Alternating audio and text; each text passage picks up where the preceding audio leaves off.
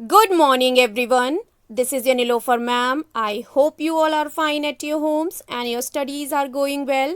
So, from today, we are starting the syllabus of internal assignment A1. Our subject is SST, and in SST, we are starting from geography. In today's video, I will explain you chapter 1 of geography. Topic of the chapter is environment. So, in this video, I will explain you all about environment, components of environments, etc. So, let's get started. First of all, I will give you introduction. So, the first question is that what is environment? पर्यावरण क्या होता है? So, people, place, things and nature that surround any living organism is called environment. लोग, चीज़ें, प्रकृति जो भी हमें चारों तरफ से घेरती है that is called environment. In Hindi we say पर्यावरण. इन शॉर्ट हमारे चारों तरफ जो भी चीज़ें होती हैं जो हमें सराउंड करती हैं they come under environment only. So we will learn more about environment through a story. Let's read.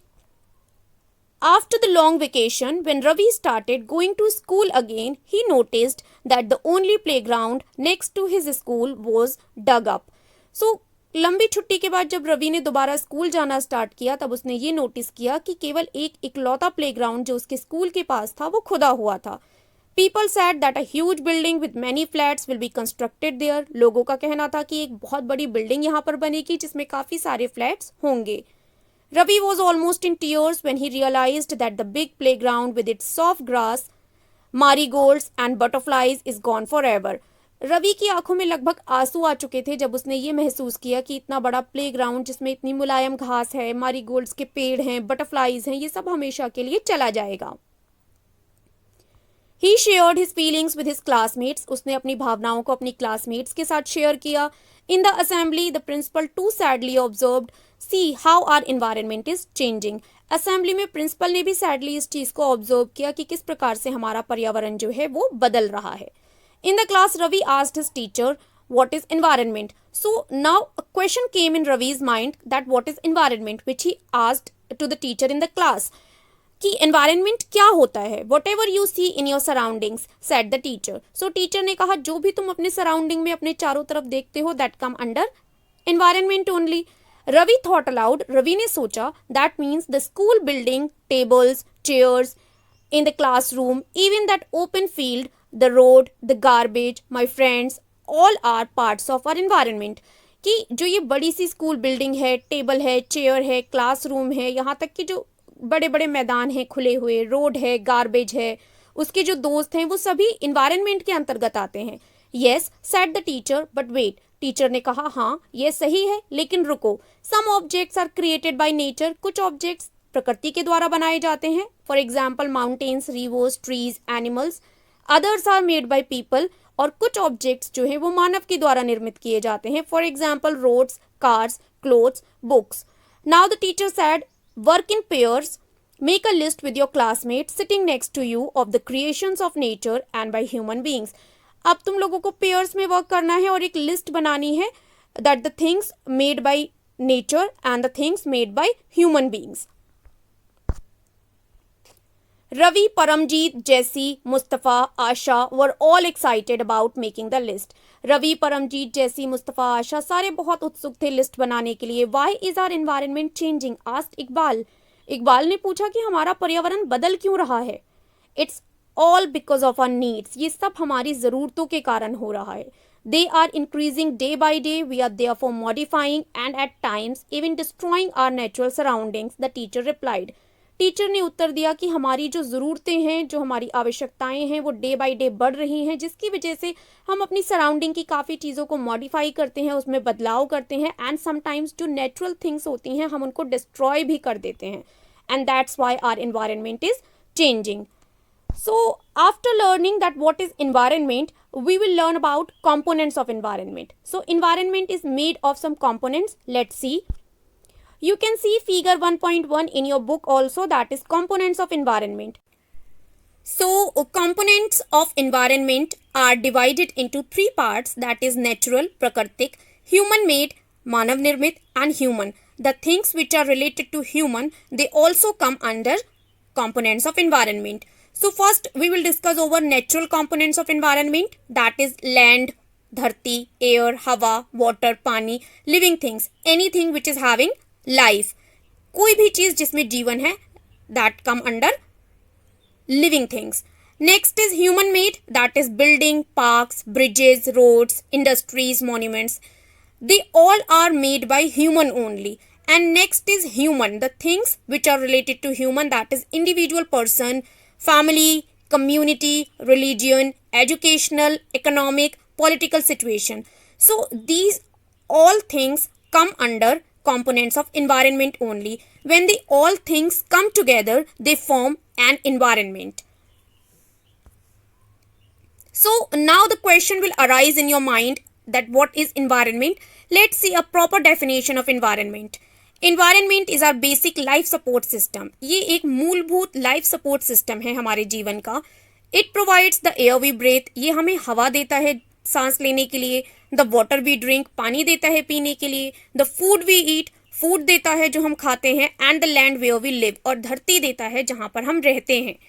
So they all form our environment. When these things come together, they surround ourselves.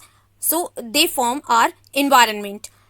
Next is how do human beings modify this natural environment. अब जो प्राकृतिक पर्यावरण है उसे किस प्रकार से मनुष्य मॉडिफाई करता है, उसमें बदलाव करता है.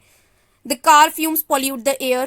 कार से निकलने वाला धुआं हवा को दूषित करता है. Water is collected in a pot. Water को पॉट में कलेक्ट किया जाता है. Food is served in vessels. Food को वेसल्स में सर्व किया जाता है. And land is used to build factories. और धरती का यूज किया जाता है फैक्ट्रीज को बनाने में. Human beings make cars, mills, factories and manufacture containers. Human beings car बनाते हैं, मिल बनाते हैं, factories बनाते हैं and containers का manufacture करते हैं. This is how human beings modify natural environment. और इस प्रकार से मनुष्य क्या करता है, जो natural environment है, प्राकृतिक पर्यावरण है, उसमें बदलाव करता है. So our environment is a combination of natural and human made phenomena. So हमारा जो environment है वो एक प्रकार का combination है जहाँ पर natural चीज़ें भी हैं and human made चीज़ें भी हैं.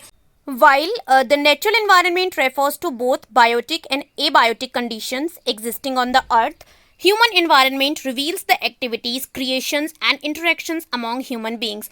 So जहाँ हमारा natural environment जो होता है वो दोनों ही चीज़ों को रेफर करता है जो कि biotic and abiotic conditions हैं हमारी एग्जिस्ट करती हैं जो अर्थ के ऊपर, वो हमारी क्या होती है, नेचुरल एनवायरनमेंट को रेफर करती हैं. और ह्यूमन एनवायरनमेंट क्या करता है, वो रिवील करता है ऐसी एक्टिविटीज़ को, क्रिएशंस को, इंटरेक्शंस को जो ह्यूमन बींग्स के बीच होता है. So now we will learn about biotic and abiotic. So what is biotic? The word of living organisms, example plants and animals, is called biotic. जो भी चीज़ें जीवित हैं जिनमें जीवन है, example plants and animals, so they come under biotic, so they are called biotic. Now the question is that what is abiotic? The word of non living elements is called abiotic. Example land. सो ऐसी चीज़ें जिनमें जीवन नहीं है, most of the time they are human made but it is not compulsory that they are human made. So ये चीज़ें जो होती हैं वो हमारी एबायोटिक में आती हैं. Next is natural environment. Now we will discuss over natural environment, प्राकृतिक पर्यावरण. Land, water, air, plants and animals comprise the natural environment. Land, water, air, plants और एनिमल्स मिलकर हमारा प्राकृतिक पर्यावरण बनाते हैं.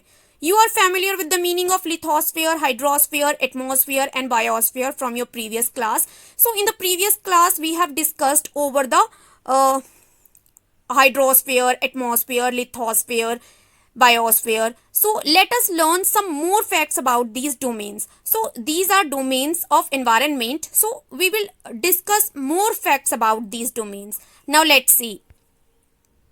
So here you can see domains of environment. Domains of environment are hydrosphere, atmosphere, biosphere, lithosphere. Let's see and discuss about each domain of environment. So first one is lithosphere. Lithosphere is the solid crust or the hard top layer of the earth. Lithosphere किसको बोला जाता है? जो solid crust होती है, hard top layer होती है हमारी पृथ्वी के ऊपर की सतह, उसको हम lithosphere बोलते हैं.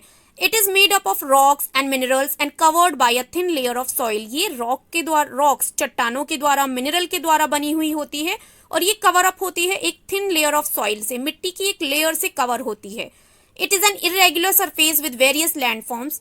सच as mountains, plateaus, plains, valleys etcetera. ये एक प्रकार की इरेगुलर सरफेस है, एक प्रकार की इरेगुलर सतह है जहां पर कई प्रकार की भू आकृतियां which is called land forms होती हैं, जैसे कि माउंटेन्स होते हैं, प्लेट्यूज होते हैं, प्लेन्स मैदान, valleys etcetera. So landforms are found over the continents and also on the ocean floors. Landforms हमारी कहाँ पर पाई जाती हैं? पृथ्वी की जो आकृतियां हैं वो हमारी अलग अलग कॉन्टिनेंट्स में पाई जाती हैं and also on the ocean floor also. So lithosphere is the domain that provides us forest, grasslands for grazing, land for agriculture and human settlements. It is also a source of mineral wealth. So lithosphere जो है वो एक domain है environment का, एक part है. Lithosphere क्या करता है? वो हमें फॉरेस्ट प्रोवाइड करता है, ग्रास लैंड, घास के हरे भरे मैदान प्रोवाइड करता है ग्रेजिंग के लिए, एग्रीकल्चर के लिए, खेती के लिए हमें लैंड प्रोवाइड कराता है, एंड ह्यूमन सेटलमेंट के लिए भी हमें लैंड देता है मनुष्य के रहने के लिए. So lithosphere is also a source of mineral wealth because it is made up of mineral also. So lithosphere जो है वो एक प्रकार का जो लैंड है जहां पर हम रहते हैं. So the things which come under lithosphere like forest, grassland, they refer to land only. means जो भी चीजें हमारी लैंड से जुड़ी हुई होती हैं they come under lithosphere which is a major domain of environment. Next domain of environment is hydrosphere. So the domain of water is referred to as hydrosphere. So जो हमारा डोमेन लैंड को refer करता है that is called lithosphere, and जो domain हमारा water को refer करता है that is called hydrosphere. It comprises various sources of water and different types of water bodies like rivers, lakes, seas, oceans, etc. अलग अलग जो वाटर बॉडीज होती हैं, सोर्सेज ऑफ वाटर होते हैं, लाइक रिवर्स हैं, लेक्स हैं, सीज हैं, ये सारे क्या करते हैं? हाइड्रोस्फीयर को फॉर्म करते हैं. It is essential for all living organisms. ये जितने भी लिविंग ऑर्गेनिजम्स होते हैं उन सभी के लिए बहुत जरूरी होता है because we can not live without water. Next domain of environment is atmosphere. So the atmosphere is the thin layer of air that surrounds the earth. Atmosphere क्या होता है? ये एक बहुत थिन लेयर होती है हवा की जो चारों तरफ से पृथ्वी को घेरती है. The gravitational force of the earth holds the atmosphere around it. So जो गुरुत्वाकर्षण शक्ति है, जो gravitational force है, मीन्स हम कुछ भी ऊपर फेंकते हैं तो वो नीचे आता है वापस, that is called gravitational force. I hope you all have read about it in science. So gravitational force क्या करता है? होल्ड करता है एटमॉस्फेयर को हमारे चारों तरफ. It protects us from the harmful rays and scorching heat of the sun. सूरज से निकलने वाली बहुत सारी ऐसी अल्ट्रावायलेट हार्मफुल रेज होती हैं जो हमारी स्किन को डैमेज कर सकती हैं, हमें कई प्रकार की डिजीज दे सकती हैं. ये हमें उनसे प्रोटेक्ट करता है और जो सूरज की गर्मी होती है उसको भी हम तक पहुंचने से रोकता है. It consists of a number of gases, dust and water vapour. इसके अंदर क्या होता है? एटमॉस्फेयर के अंदर बहुत सारी गैसेज होती हैं, डस्ट होती है और वाटर वेपर होता है, नमी. The changes in the atmosphere produce changes in the weather and climate. और जब हमारे एटमॉस्फेयर में चेंजेस होते हैं तब हमारा वेदर भी चेंज होता है और क्लाइमेट भी चेंज होता है. सो इन शॉर्ट एटमॉस्फेयर जो है वो एक प्रकार का, you can say that it is an umbrella, जो क्या है? हमारे और सूरज के बीच है. ये क्या करता है? हम तक हार्मफुल रेज को आने से रोकता है और सूरज की जो डायरेक्ट हीट होती है उसको आने से रोकता है. एटमॉस्फेयर जो होता है इसमें बहुत सारी गैसेज होती हैं, डस्ट होती हैं और वाटर वेपर होता है. अगर आपका एटमॉस्फेयर चेंज हो रहा है दैट मीन्स आपका वेदर भी चेंज होगा, क्लाइमेट भी चेंज होगा. Next domain of environment is biosphere. So plant and animal kingdom together make biosphere of the living world. Plant और एनिमल क्या करते हैं? एक साथ मिलकर लिविंग वर्ल्ड में बायोस्फीयर का निर्माण करते हैं which is a domain of environment. It is a narrow zone of the earth where land, water and air interact with each other to support life. ये एक प्रकार का नैरो जोन है धरती पर जहां पर पानी, हवा और धरती तीनों आपस में इंटरेक्ट करते हैं और जीवन को सपोर्ट देते हैं, लाइफ को सपोर्ट देते हैं. That is biosphere. So these were domains of environment. Next is ecosystem. So what is ecosystem? I will explain now. Ecosystem is a system formed by the interaction of all living organisms with each other and with the physical and chemical factors of the environment in which they live, all linked by transfer of energy and material. So ecosystem क्या होता है आपका, ये एक प्रकार का ऐसा system है जो इंट्रैक्शन से फॉर्म होता है। मींस जितनी भी लिविंग ऑर्गेनिज्म हैं जब एक दूसरे से इंट्रैक्ट करती हैं और जब वो जिस इन्वायरमेंट पे रहती हैं उस इन्वायरमेंट के अंदर उनके जो फिजिकल और केमिकल फैक्टर्स होते हैं, इस इंट्रैक्शन से क्या फॉर्म होता है, इकोसिस्टम। और ये जितनी भी चीज़ें होती हैं ये एक दूसरे से जुड़ी होती हैं by transfer of energy and material, तो that is ecosystem. Means interaction of all living organisms with each other. All plants, animals and human beings depend on their immediate surroundings. जितने भी animals हैं, plants हैं, मनुष्य हैं, वो अपनी surrounding के ऊपर depend करते हैं. Often they are also interdependent on each other. और अक्सर ये लोग एक दूसरे के ऊपर भी निर्भर करते हैं. Like we are dependent on animals for food. Animals are dependent on trees for food. ठीक है. This relation between the living organisms as well as the relation between the organisms and their surroundings form an ecosystem. So ये जो relation होता है living organisms का एक दूसरे के साथ, और इसके साथ ही वो रिलेशन जो ऑर्गेनिज्म का अपनी सराउंडिंग के साथ होता है. मींस लिविंग ऑर्गेनिज्म का आपस में जो रिलेशन है, लाइक हम इंटरडिपेंडेंट है एक दूसरे के ऊपर, और जितनी भी ऑर्गेनिज्म है उनका जो रिलेशन होता है अपनी सराउंडिंग के साथ, वो इकोसिस्टम को फॉर्म करता है. There could be an ecosystem of large rainforest, grassland, desert, mountains, lake, river, ocean and even a small pond. So एक इकोसिस्टम हर किसी का अपना सेपरेट होता है. एक बड़े से रेन फॉरेस्ट का अपना इकोसिस्टम होगा बिकॉज वो वहाँ पर जितनी भी ऑर्गेनिज्म होंगे, लिविंग ऑर्गेनिज्म, उनका जो इंट्रैक्शन होगा वो इकोसिस्टम को फॉर्म करेगा. ऐसे ही grass land, desert, mountain, lake, river, ocean और इवन एक जो छोटा सा पॉन्ड होता है उसका भी खुद का एक इकोसिस्टम होगा. Do you think the park in which Ravi and his friends played formed an ecosystem? क्या आपको लगता है, आप सोचते हैं ऐसा कि रवि और उसके फ्रेंड्स जिस पार्क में खेलते थे वो उसका भी एक इकोसिस्टम था? ऑब्वियसली उनका भी एक इकोसिस्टम होगा. So here you can see the picture which is figure 1.3, a pond ecosystem. So here is a small pond. You can see here trees, animals, flowers, water, grass. ये सारी चीज़ें जब आपस में इंटरेक्ट करेंगी, एक दूसरे के साथ जो इंटरेक्शन होगा ये एक दूसरे के ऊपर जो डिपेंडेंट रहेंगी. लाइक आप देख सकते हैं that trees are dependent on water. अगर पानी नहीं मिलेगा तो ट्रीज ग्रो नहीं कर पाएंगे. Animals are dependent on trees. Trees नहीं होंगे तो एनिमल्स ग्रेज कैसे करेंगे? सो ये क्या करता है, जो इंटरेक्शन होता है यही हमारा इकोसिस्टम होता है basically. And everything is having its own ecosystem. So here you can see barter system. Barter system क्या होता है? It is a trade in which goods are exchanged without the use of money. Barter system एक प्रकार का trade है, व्यापार है. यहाँ पर माल जो है वो उसकी अदला बदली की जाती है, पैसों से नहीं किया जाता है उनका खरीदना. वो क्या करते हैं, आपस में अपने माल को एक्सचेंज कर लेते हैं. So next topic is human environment. So क्या होता है human environment? Let's see. Human beings interact with the environment and modify it according to their need. Human beings क्या करते हैं, इंटरेक्ट करते हैं अपने environment से और उसमें अपने अनुसार चेंजेस कर लेते हैं जहां उनको ज़रूरत महसूस होती है.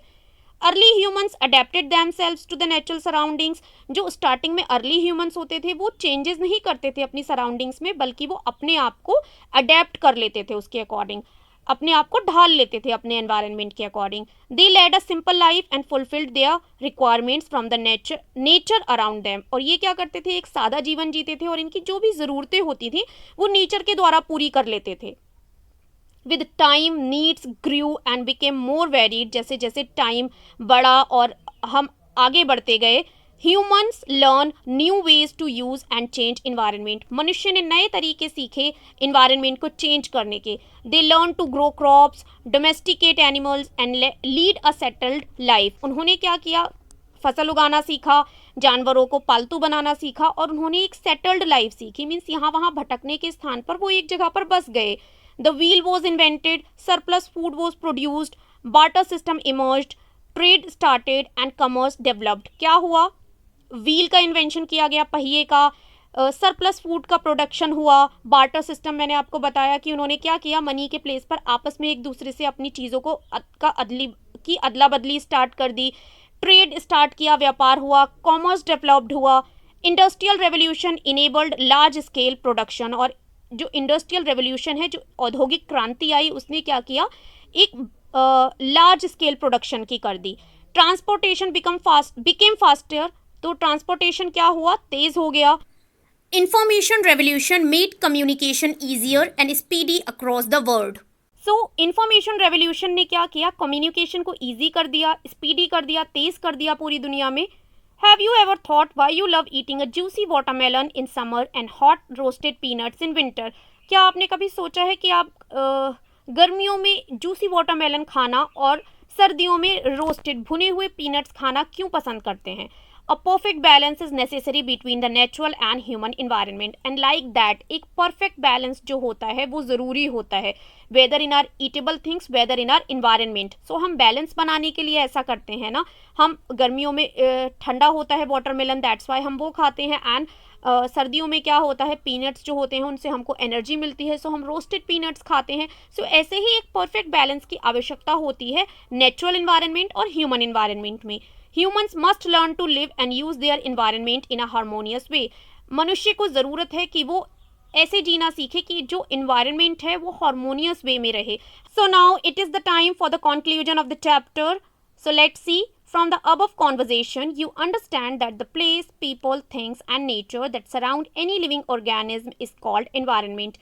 So अभी जो हमने conversation किया उसके बेस पर आपने यही समझा होगा कि किसी भी living organism को, किसी भी जीवित चीज़ को, कोई भी जगह, चीज़ और नेचर जब सराउंड करता है वो उसका environment कहलाता है.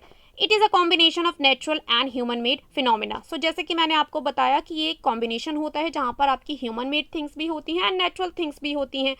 While the natural environment refers to both biotic and abiotic conditions existing on the earth. So जबकि जो हमारा natural environment होता है वो किसको रेफर करता है, दोनों चीज़ों को रेफर करता है, बायोटिक एंड अबायोटिक दोनों को. Human environment reveals the activities, creations and interactions among human beings. और ह्यूमन इन्वायरमेंट जो होता है वो उन एक्टिविटीज़ को रिवील करता है, क्रिएशंस को रिवील करता है, इंटरेक्शंस को रिवील करता है जो ह्यूमन बींग्स के बीच में होती हैं. So this was your chapter 1 of geography which I have explained you. I hope everything is clear to all of you. If still any confusion is there, so you can ask me on the WhatsApp also. I'll meet you in the another explanation video. Till that, keep learning, stay home, stay safe. Bye bye everyone.